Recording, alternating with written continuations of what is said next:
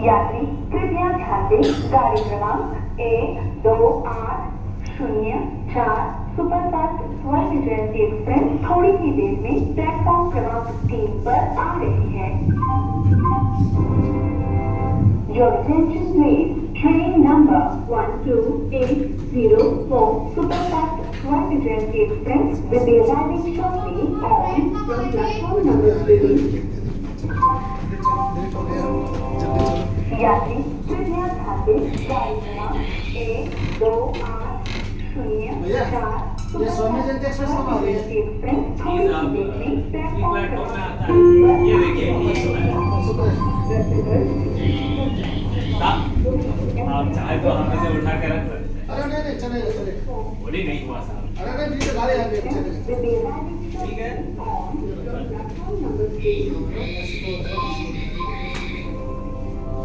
यात्री कृपया ध्यान दें, गाड़ी क्रमांक 128004 भैया जरा हेल्प कर देंगे। सुपरफास्ट स्वर्ण जयंती एक्सप्रेस थोड़ी ही देर में प्लेटफॉर्म क्रमांक 3 पर आ रही है।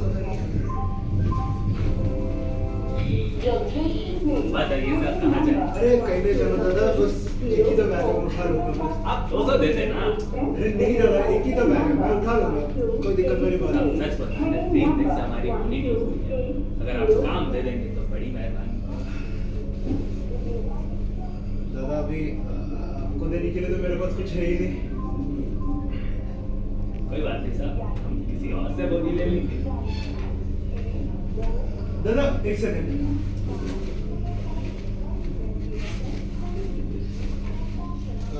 अभी 100 रुपए रख लीजिए। अरे नहीं साहब। अरे नहीं बस प्लीज रख लीजिए, बस मेरी खुशी के लिए रख लीजिए। साहब आपने तो बिना मेहनत के ही इनाम पकड़ा दी मुझे। चलिए ठीक है, धन्यवाद। कुली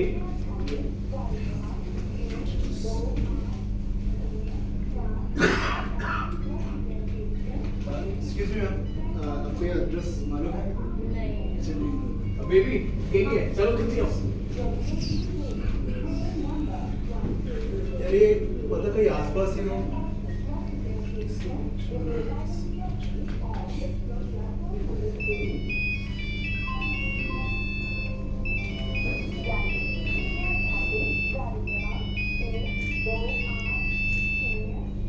हेलो जी हाँ हाँ मैं पहुंच गया। नहीं कोई तकलीफ नहीं, बहुत बढ़िया। नहीं वो मैं खा लूंगा। अरे सच्ची में मैं खा लूंगा। अरे आपकी कसम मैं खा लूंगा जी। हेलो हेलो माँ, मुझे आवाज नहीं आ रही आपकी। Hello hello. अरे यार ये नेटवर्क की ना कभी काम नहीं करता। और ये माँ भी अभी तो कॉल किया था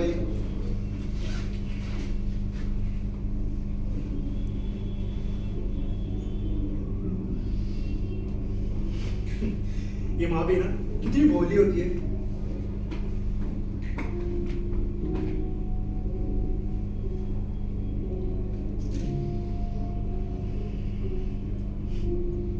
हमारी हिफाजत बच्चों जैसे ही करती है।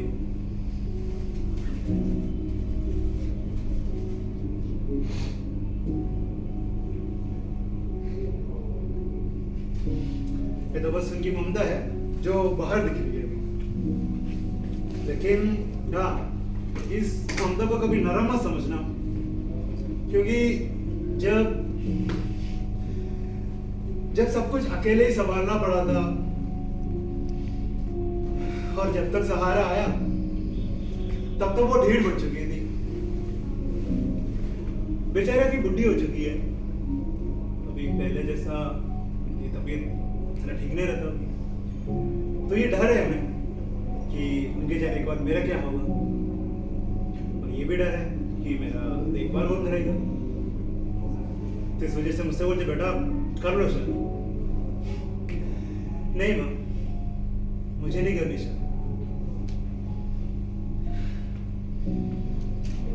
क्या पता वो भी मेरी बाप की तरह अपनी जिम्मेदारियों से मुंह फेरे और मुझे छोड़ के चले जाए। नहीं मां, मुझे नहीं करनी शादी। आपके लिए मैं हूं और मेरे लिए आप काफी है।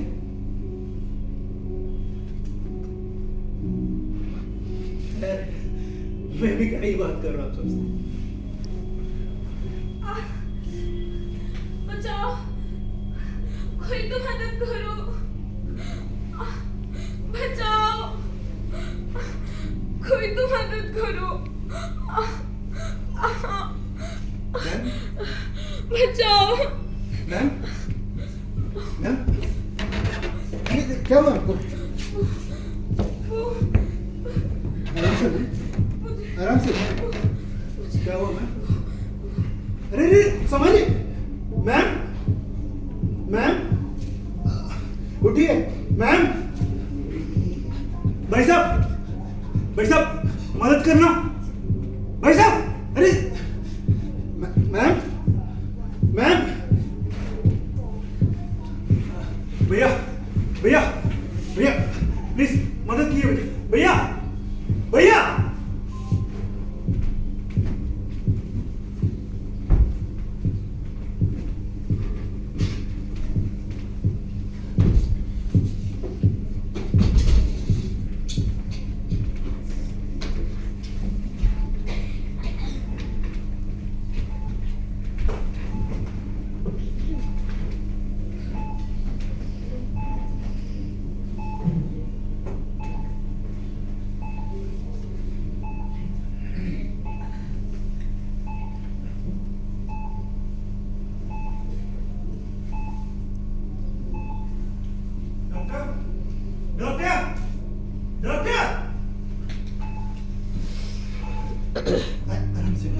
डॉक्टर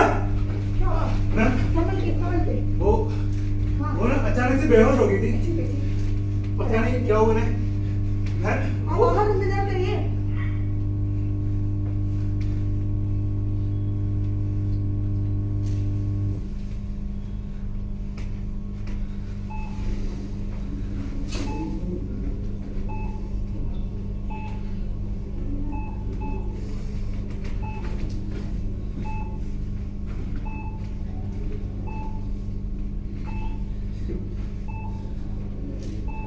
आजकल के जमाने में सब अपने पे इतने घुस चुके हैं कि कोई किसी का मदद नहीं करना चाहता। किसी और को किसी का परवाह भी नहीं है।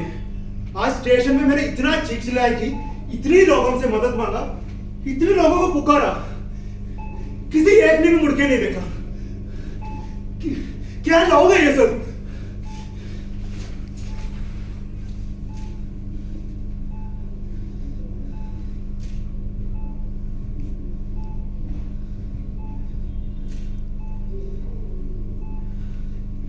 वैसे गलती उनकी नहीं है, गलती मेरी है।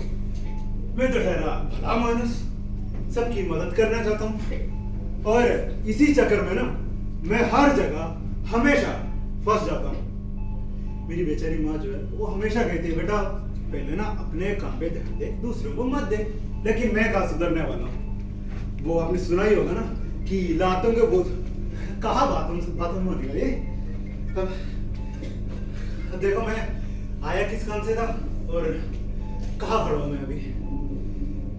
हे भगवान और कुछ मत कर, बस उन्हें बचा ले। आप कौन है इस पेशेंट का? मैं उन्हें नहीं जानता। वो ये ना आप बिल भर देना और एक ही फॉर्म भी जल्दी करना। फॉर्म? अरे मैम बात तो सुनिए। मैम मैं उन्हें नहीं जानता। रेलवे स्टेशन में मिली थी मुझे। बस इंसानियत के नाम पे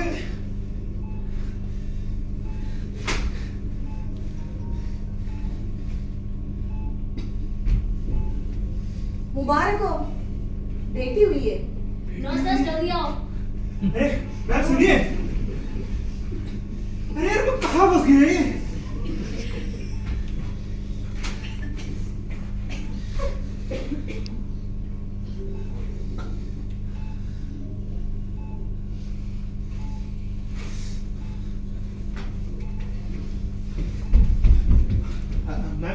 देखिए ये जो फोरम है अरे मेरी बात तो सुनिए कहाँ गई वो?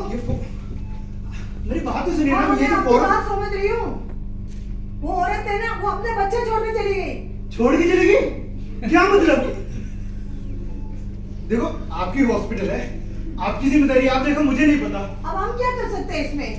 देखो मैं जब अंदर गई सिर्फ बच्चा ही था। हाँ, और ये चिट्ठी ये चिट्ठी आप मुझे क्यों दे रहे हो? एक बार पढ़ के तो देख लो। मुझे नहीं पढ़ना, मुझे नहीं पता।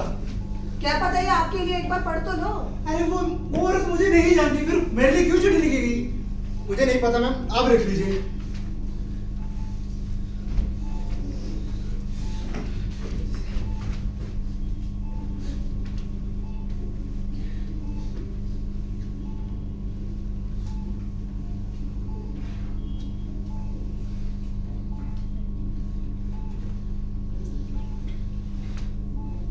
मैं कौन हूँ और कहाँ से आई हूँ और ये बच्चा मेरी कोख पे कैसे आया, मैं आपको नहीं बता सकती। जब एक औरत के पास जीने का जरिया नहीं होता तो उसको कई सारे रास्ते अपनाना पड़ता है। मैंने भी शायद अपनी जिंदगी में ऐसा रास्ता अपनाया जो शायद मुझे नहीं अपनाना चाहिए था, मगर मेरे आगे कोई और रास्ता नहीं था। और आज मैं इस बच्ची को अपने साथ नहीं ले जा सकती, क्योंकि जिस हालातों से मैं आई हूँ, अगर उन हालातों में इस बच्ची को पलना पड़ा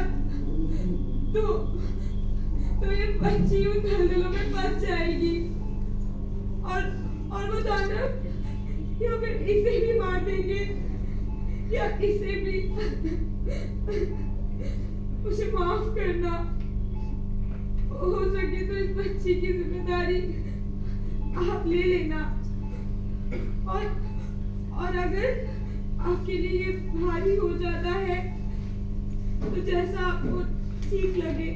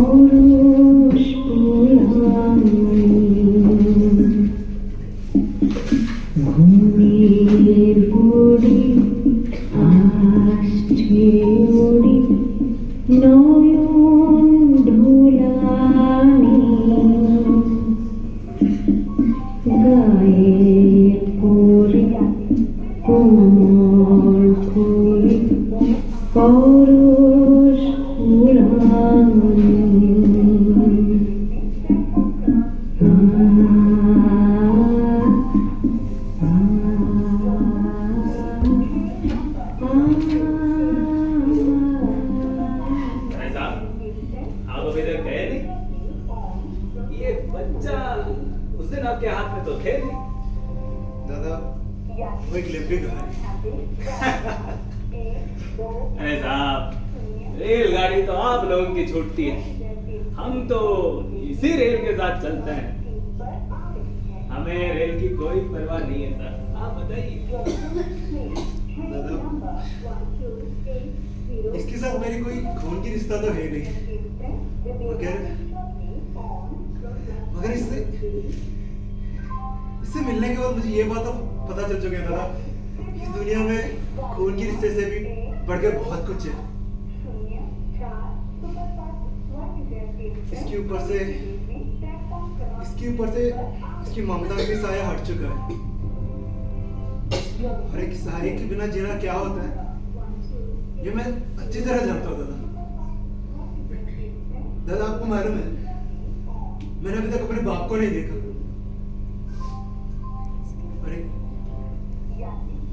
और एक बच्चे के जीवन में बाप बहुत जरूरी है। मैं इसका माँ तो नहीं बन पाऊंगा, लेकिन एक अच्छा बाप बनूंगा। आगे के सफर हम साथ करेंगे। आप बड़े दिल वाले हो साहब, और बड़े दिल वालों को ये परेशानियां कभी थकाती नहीं है। सच बता रहा हूँ साहब, आप एक बहुत अच्छा बाप भी बने। खैर तो कभी बन नहीं पाए।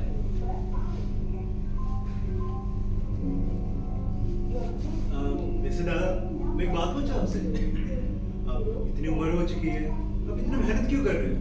अपने बच्चों का घर संभालने दीजिए और आराम कीजिए।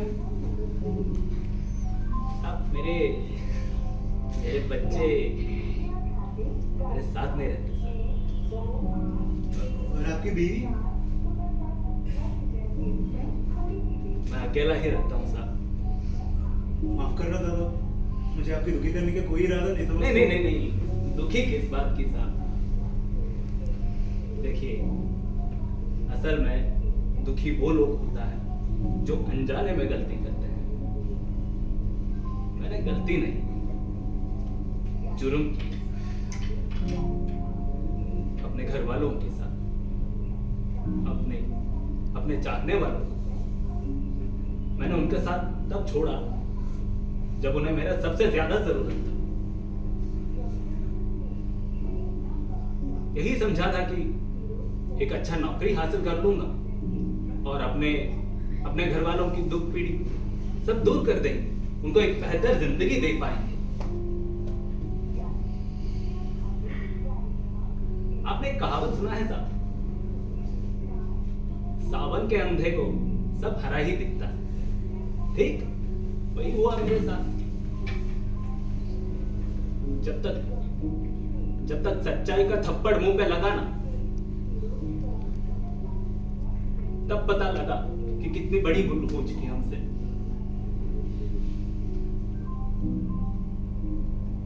वक्त ऐसा था सर कि समझ भी नहीं पाया कि क्या किया जाए, और धीरे धीरे मैं चाहकर भी वापस नहीं गया। आज भी ये कसूर मुझे कितना उलझा देता है कि क्या बताएं आपसे। फिर क्या था, इसी रेलवे स्टेशन को अपनी दुनिया बना दी। पहले अपने घर वालों के जिम्मेदारी से दूर भाग निकल रहा था, अब दूसरों के सूटकेस उनका बोझ उठा के अपना रोजी रोटी कमा रहा। चल रहा है सिलसिला ऐसे, और हम लोगों का चलते रहेंगे सर। वो सब छोड़िए, आप यहाँ क्यों आए थे दरअसल? वो दादा वो मैं पता ढूंढ के आया था, ये सोच के ये पता मिलने के बाद सब कुछ बदल जाएगा, जिंदगी बदल जाएगी। लेकिन अब मुझे पता की जरूरत नहीं है, क्योंकि दादा मुझे मुझे एक नया पता मिल चुका है।